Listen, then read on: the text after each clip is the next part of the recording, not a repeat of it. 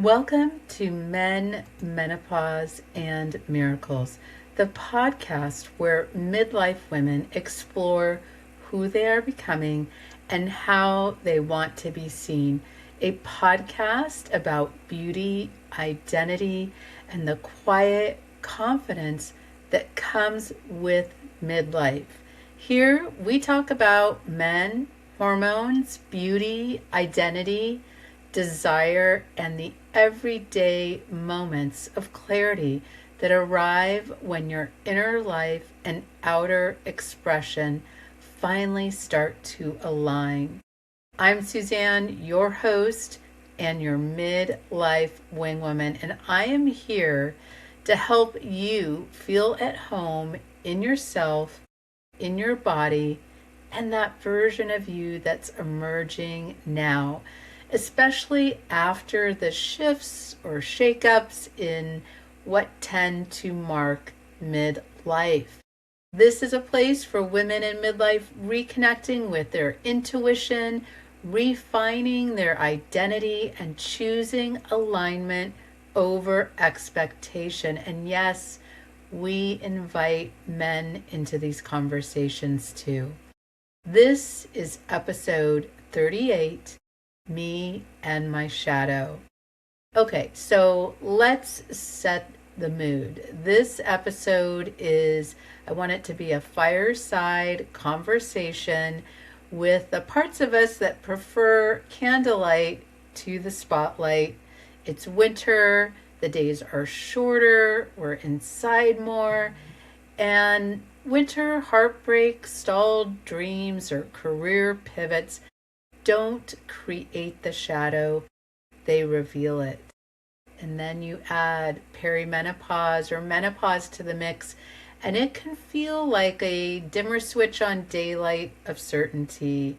Estrogen shifts, sleep fragments, patience thins, and suddenly the inner world refuses staying politely as the background noise gets a little bit louder. So you have things you may want to keep quiet or hidden that are now just shouting your name. And midlife is all about making yourself known, your whole self, but there are parts of ourselves that no longer want to stay tucked away. This episode is an invitation to stop arguing with that revelation, because midlife is when the parts of us we outgrew or maybe barely knew knock and ask to be let back in. Okay, that was a mouthful, but let's just take a break for a moment. A little pop culture. How was your weekend? How did you do? Did you make it through Galentine's, Valentine's, and what I was newly made aware of as Single Awareness Day to follow, which was yesterday? So who created this holiday, or is it? To me, the word awareness signals more like a diagnosis than a holiday. It's noted as an unofficial, lighthearted holiday celebrated on February 15th, created to empower, celebrate, and embrace being single. It's supposed to serve as a day for self-love, friendship, and appreciating independence. But I don't know if I can get down with all of that with an acronym that spells SAD. Seriously. Someone needs to scrap that and maybe start anew. It was created in 2001 by a high school student to provide an alternative, positive holiday for those not in romantic relationships. And I will say, good start, but a little more thought here, please. And if we want some facts, the United States Census Bureau notes that nearly 46% of Americans report being uninvolved in a current relationship, which is about 1 out of 3 people over the age of 18. So I believe it holds equal weight to having its own holiday for almost what seems to be half the population. Don't you? Maybe we'll revisit this in November and celebrate singles or solos on 11/11. I just also was learned that 11/11 is National Singles Day to honor unmarried individuals and embrace the independence, and originally started in China during the 90s by some college students who initially kind of made it a bachelor holiday for single men. I do like the way that they took the 4 1s in 11/11 to represent 4 single people standing together, with the holiday focusing on self-love, buying gifts for oneself, or doing some social gatherings. So all to be revisited. Maybe we'll check back on that in November.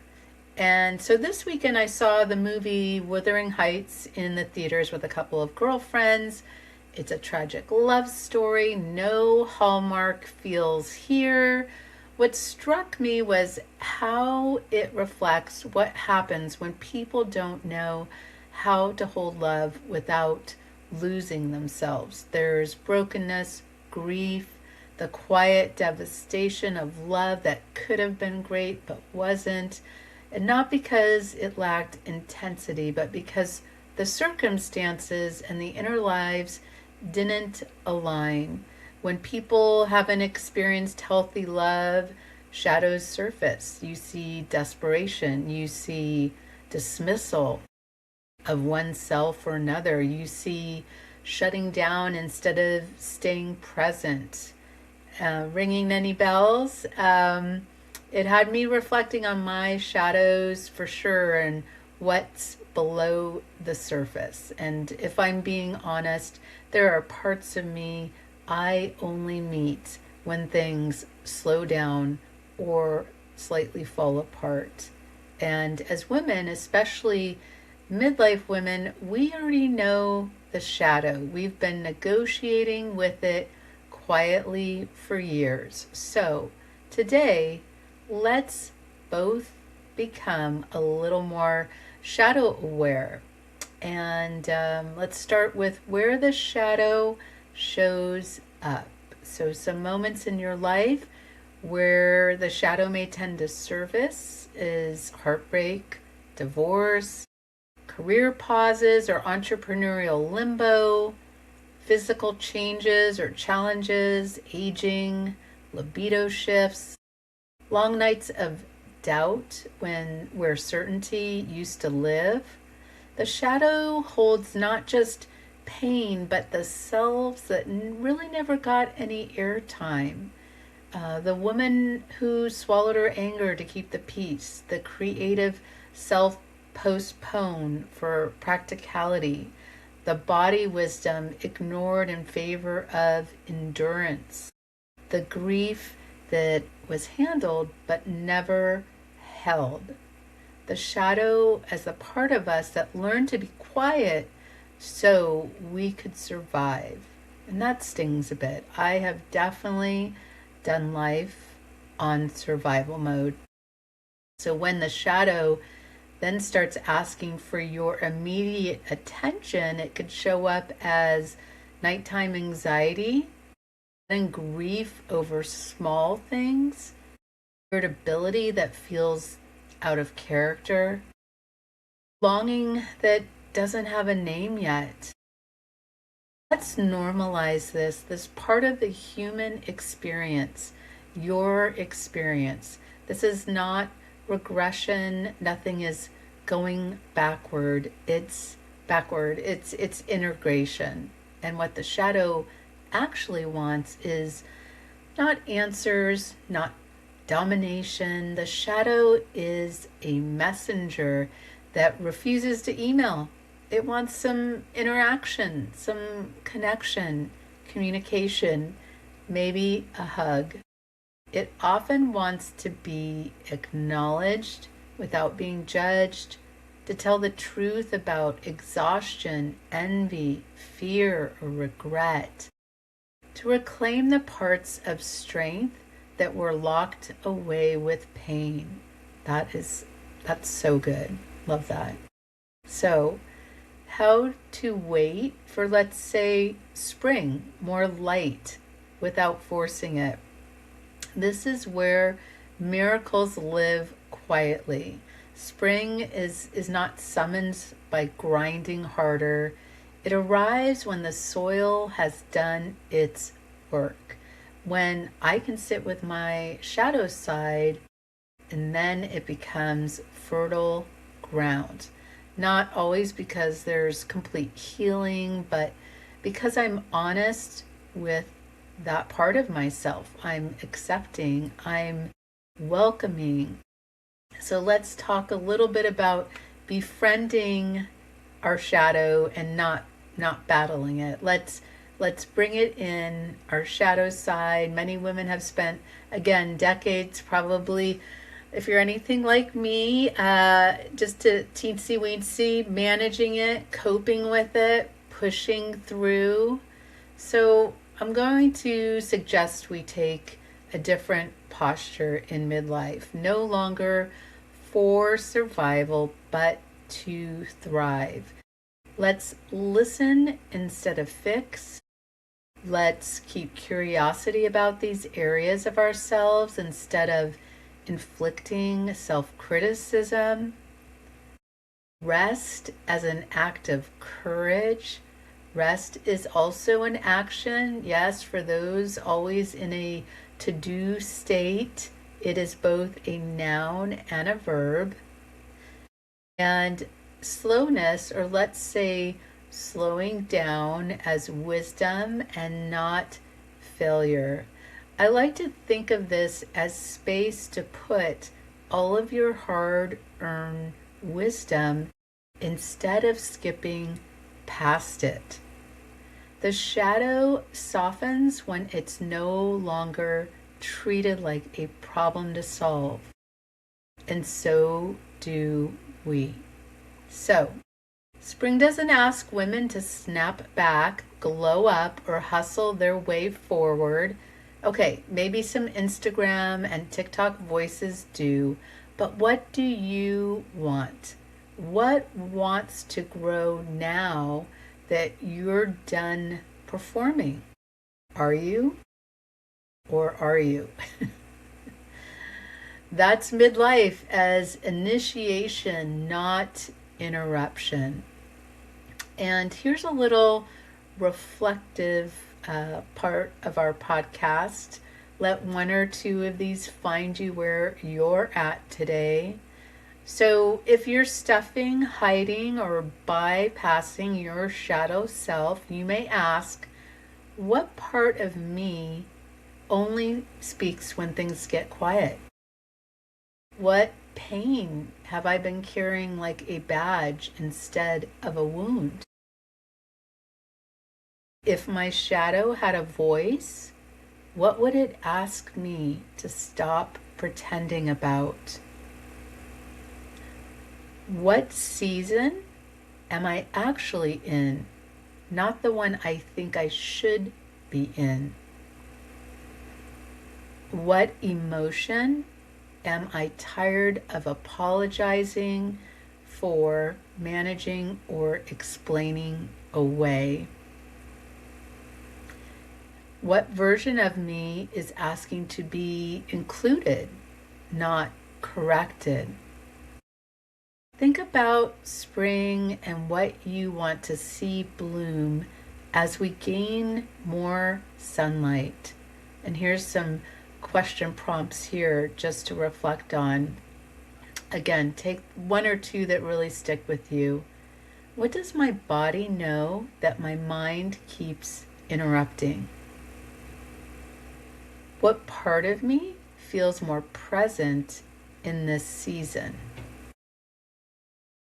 What part of me is asking for my attention in this season? What part of me no longer wants to stay in the background? What truth about myself feels closer to the surface now? That sounds exciting. I like that one.